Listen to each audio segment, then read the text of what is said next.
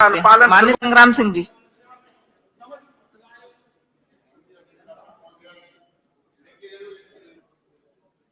माननीय सदस्य मनोज पारस जी के कटौती प्रस्ताव को बल देने के लिए मैं खड़ा हुआ हूं। माननीय सिंचाई मंत्री जी और माननीय कृषि मंत्री जी बैठे हैं।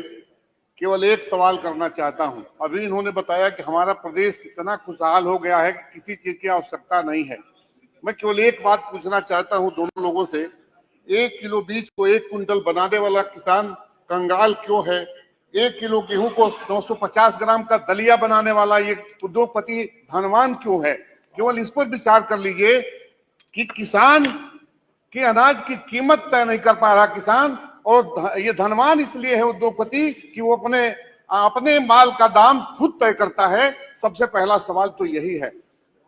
बहुत अच्छी बातें हमारे सिंचाई मंत्री जी ने कही है। सिंचाई मंत्री जी, हमारा जनपद बलिया अंतिम छोर पे आता है, तो विकास की किरण तो पहुंचती नहीं, आपके नहर का पानी भी तेल तक नहीं पहुंच पा रहा है। कई बार हमने सिंचाई विभाग के अधिकारियों को फोन किया। जब किसान हमको फोन करता है, हम फोन करते हैं तो कहते हैं कि बिजली नहीं है, कभी कहते हैं कि हमारा तेल तक की सफाई नहीं हो पाई, सफाई का काम चल रहा है। माननीय मंत्री जी, निश्चित रूप से जब बुआई का समय आएगा उस समय सफाई होगी तो पानी नहीं पहुंच पाएगा, और तेल तक पानी नहीं पहुंचता है बलिया। आप निश्चित रूप से इसका ख्याल जरूर करिएगा। माननीय मंत्री जी, हमारे विधानसभा क्षेत्र में कोरंटाडीह में एक पंप कैनाल है।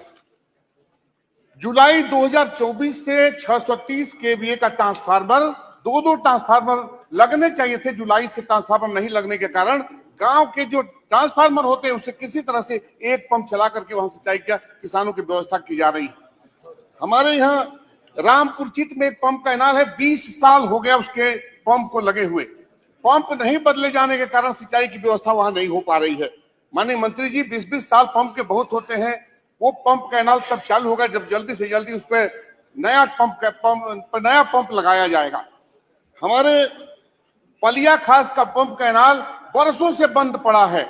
उस पंप कैनाल को सरकार संज्ञान में ले और उस पंप कैनाल को चलाने का काम करे, जिससे हमारे किसानों को सिंचाई की सुविधा मिल सके।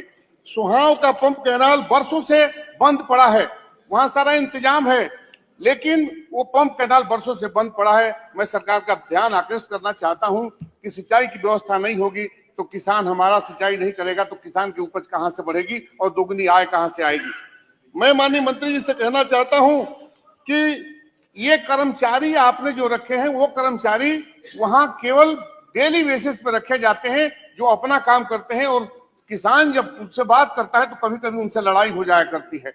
माननीय मंत्री जी, इन पंप कैनालों पर एक परमानेंट कर्मचारियों का इंतजाम कर दिया जाए। एक कर्मचारी तो परमानेंट रखा जाए जो आपका परमानेंट कर्मचारी हो, ताकि उससे किसान की सिंचाई का काम ले सके।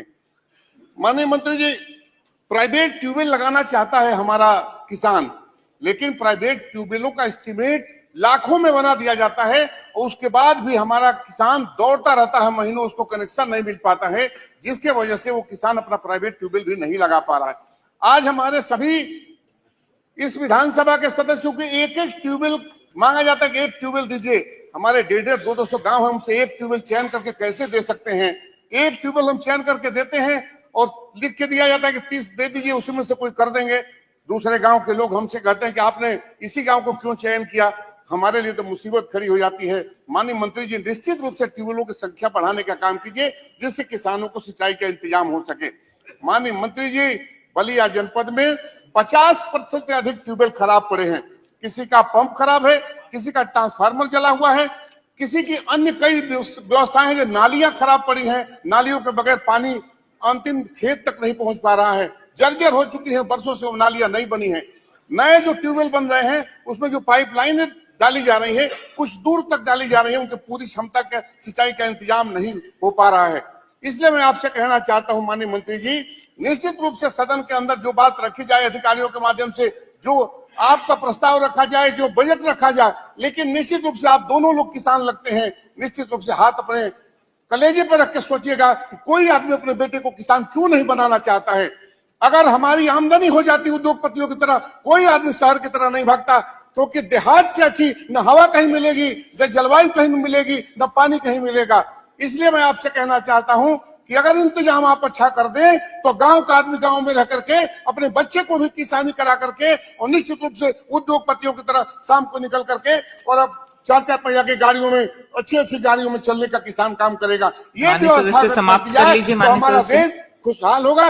समाप्त कर लीजिए। मैं उस कटौती में बल देते हुए अपनी बात को खत्म करता हूँ। धन्यवाद।